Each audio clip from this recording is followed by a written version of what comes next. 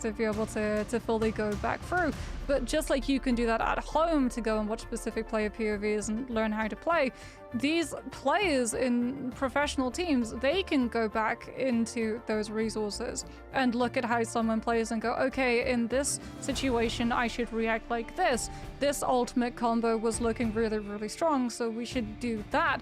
And like the way that you can very quickly replicate what's already shown as strong just allows that very rapid growth for a lot of players to be able to catch up. And the big difference between the teams at the very, very top is if you can keep ahead of the rest of the pack by innovating further, if you can be the one leading that change coming on through. It's why, as we talk about for Virtus.pro, they were able to win Atlanta so dominantly because they worked out the meta ahead of time with the Daredevil and the Psylocke and how devastating that combined with Angela can truly be. Now we go into the 5.5 meta. We're kind of looking to see if any of these MRC teams are in that same position. Have they been able to work out a composition that we're not just seeing from all of the teams? Is there going to be a specific style of play that they can use that no one else knows that gives them such a huge advantage when we get to see all of those matches playing on out? And speaking about all of those matches, let's have a look at today's results overall, as we started off with Insomnia versus Cooking with Kaya, and it was Cooking with Kaya being able to come on through with that 3-0 win, as we can have a look and see how that's going to be impacting the bracket. As we talked about, someone has to have the unfortunate job of playing up against Na'Vi in that lower bracket, and it looks like Foot Esports were able to find the win against Plant Signage and continue in the tournament. Unfortunately for them, the consolation prize is going up against the mid-season champs, a position I'm sure no one will envy.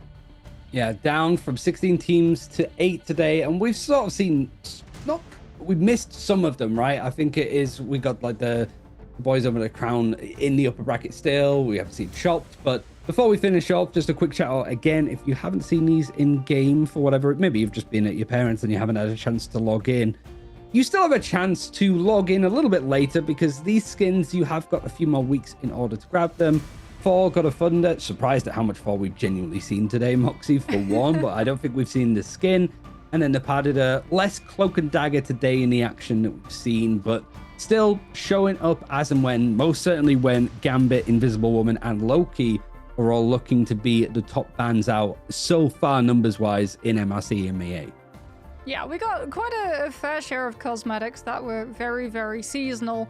And if you want to be slightly out of season, you know, the embodiment of the neighbors who keep their Christmas lights up just a little bit too late, you can still get your hands on all of these goodies, as they will be available until January 16th.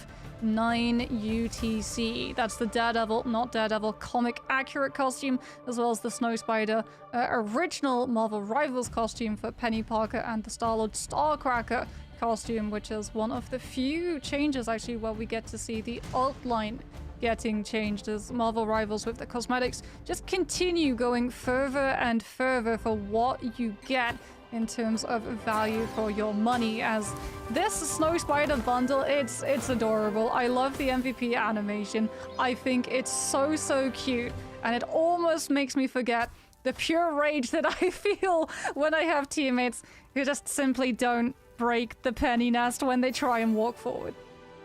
And I mean, you're going to see the nest as well to just see it's a little bit more obvious to spot, because it is bright white, it's snow colored, and it's the only skin out of these 3 that we're going to highlight that hasn't actually been in play today, which is surprising. We did see it this weekend, so we have seen like the full list of all of these characters being able to show off the wintry skins. Like you mentioned, if you want to be out of season, there's always somebody that has like the Happy Holidays, Merry Christmas, Happy Halloween voice lines playing in the opposite time of the year. If you want to be them, then these are still going to be available up until next Friday, I believe it would be. Not the upcoming Friday, the one afterwards. So it's a little bit more of a tighter time frame than you would have had for the 4 and the Cloak and Dagger skin. Yes, as we get to see everything that is attached to this one. I love it. I think it's absolutely adorable. If I played Penny Parker, I would pick it up, not just for the costume design, but also for the Take a Seat emote, which finally allows us to actually see Penny outside of that mech and showcase all of the cosmetic skins that she actually got for all of her other costumes. As for every skin that the mech gets, Penny gets her own individual one as well. But another one that you have to really get if you want to be Daredevil, or rather, not Daredevil, is the Not Daredevil Matthew Murdock skin. It's not his lawyer outfit, but it is just as festive and just as fun. And you know what? Looks very, very cozy. I'm very envious at the moment of that sweater, as it has been snowing quite heavily here in England, as we get ready to have a look at the Starcracker skin coming on through for Star-Lord. We get all of the wonderful cosmetics alongside it, as well as that oh so terrifying walk. The cold dead eyes, yeah. Towards your opponent, and be just as scary in game to all of the strategists who will cower in fear at the voice line of Happy Holidays if they don't have their ultimates up and ready to sustain through all of that incoming damage.